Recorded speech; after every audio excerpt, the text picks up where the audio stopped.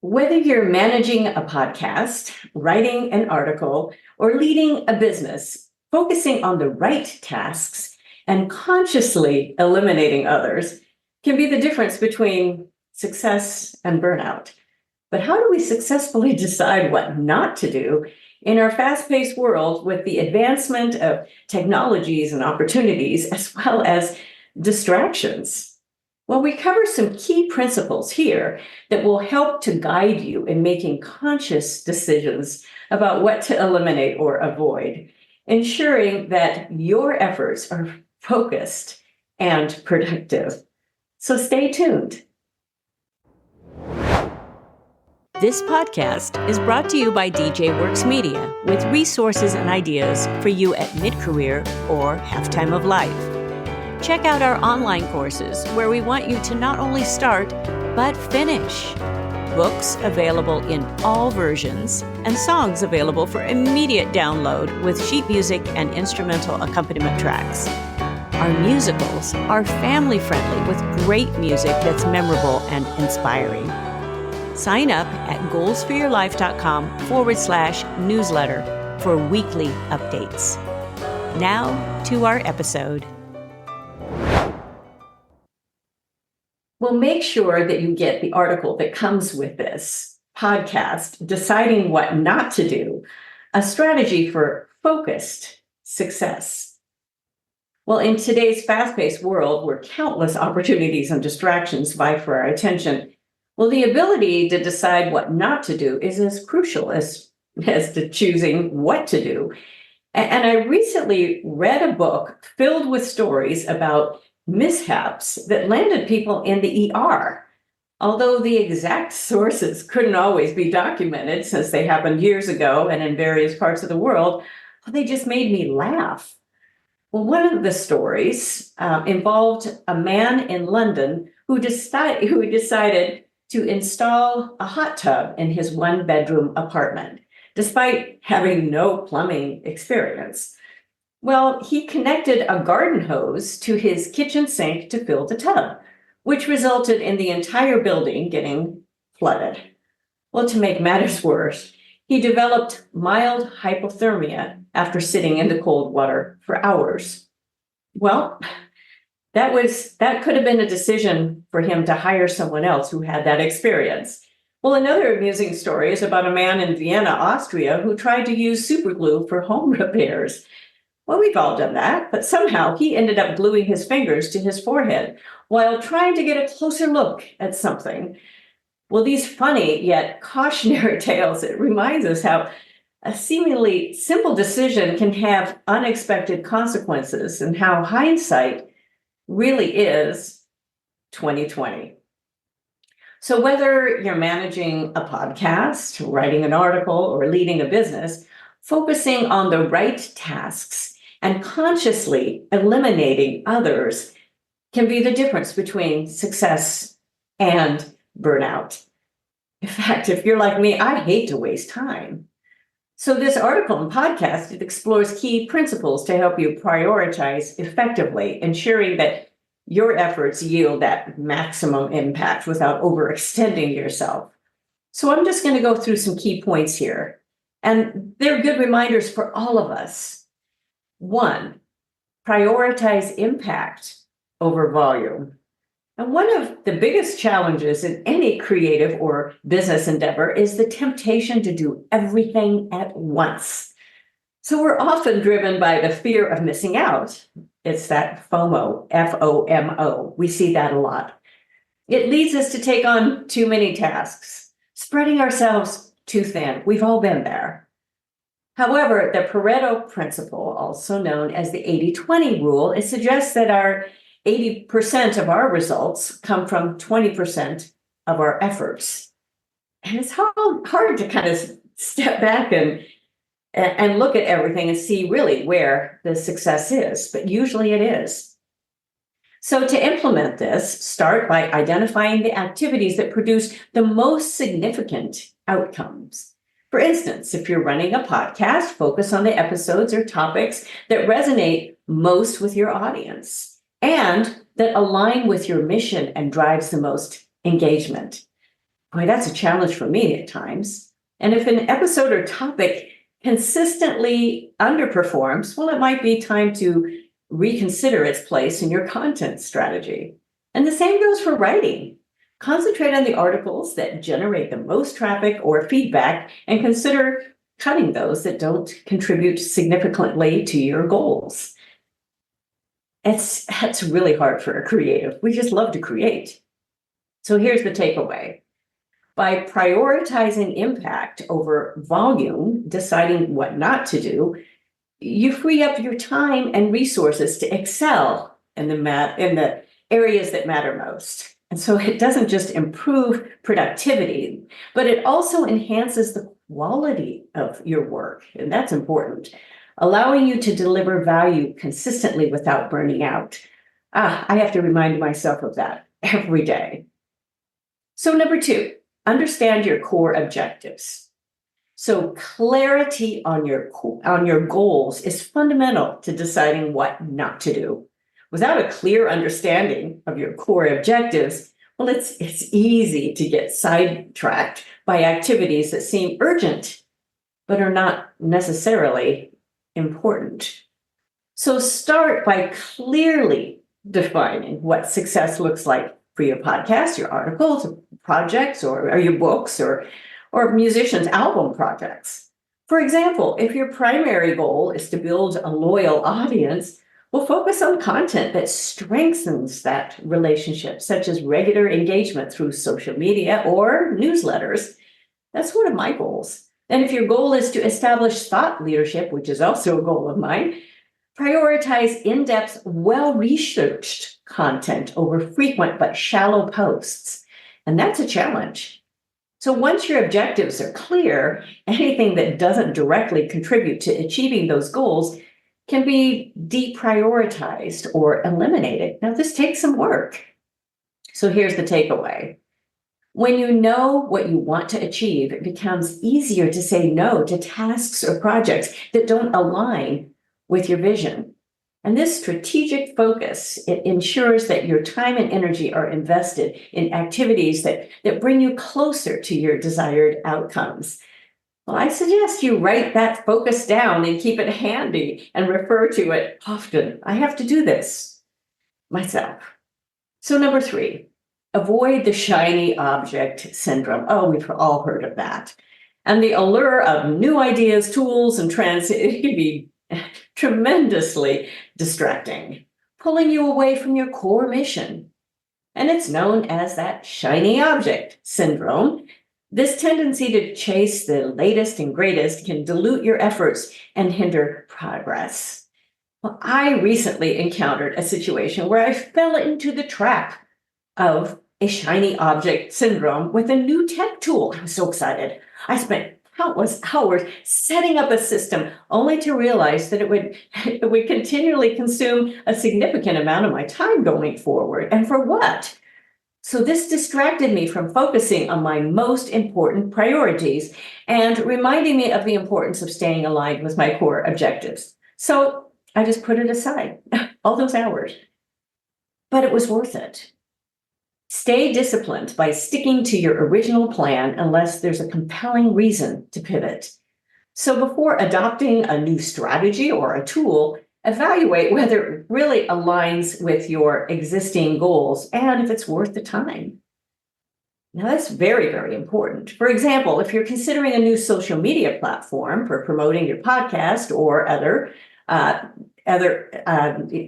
product, ask yourself if it's likely to reach your target audience better than your current channels. And if the answer is no, you might be wise to stick with what's already working and not be so scattered in your approach. Again, it's a hard decision many times. So here's the takeaway. New doesn't always mean better. Oh boy, that's a tough one. And this also applies to new technology tools. And by focusing on what's already proving successful, then you can deepen your impact and avoid spreading yourself too thin across multiple projects or platforms. So let's move on to number 4. Establish boundaries. Ooh, that's a tough word. And learn to say no. Oh, that's even tougher. So one of the most powerful words in your vocabulary is no. And it's essential to establish boundaries to protect your time and your energy, ensuring that you can focus on the tasks that matter most. However, saying no can be challenging, especially when new opportunities come your way or when you're trying to be helpful. To effectively say no, first, assess whether a new opportunity aligns with your core objectives. Back to those core values, core objectives. And if it doesn't, well, politely decline, even to yourself. For instance, if you're asked to collaborate on a project that requires significant time investment, but it doesn't offer clear benefits aligned with your goals, well, it's okay to pass. Similarly, if a task isn't the best use of your unique skills, delegate it to someone who can handle it more efficiently. I've even applied this to being asked to come to different events and meetings. Is it worth my time? So here's the takeaway. By establishing clear boundaries and saying no to non-essential tasks, you can maintain focus on your most important work. And this not only enhances your productivity, but also preserves your mental and your emotional energy for the tasks really that truly matter. So 5, recognize your limits and leverage your strengths. So this is hard to accept, but no one can do everything, and trying to do so often leads to burnout. Do I have an amen from that one? Recognizing your limits and focusing on your strengths allows you to produce high quality work without overwhelming yourself. So take an honest inventory of your strengths and weaknesses. Now, I cover this in my course, A New Way of Doing Business, quite a bit with the core common denominator. And I also cover it in my book, Women at Halftime. It's worth going through that. Focus your efforts on areas where you excel and seek help or delegate tasks where you don't. For example, if you're a strong writer but struggle with graphic design, well, concentrate on creating compelling content and outsource the design work to a professional. Yes. Although you can play with it, that's fun, but don't spend too much time. And similarly, if you're great at hosting podcasts but find editing tedious, well, consider hiring an editor to handle the technical aspects. So here's a good takeaway.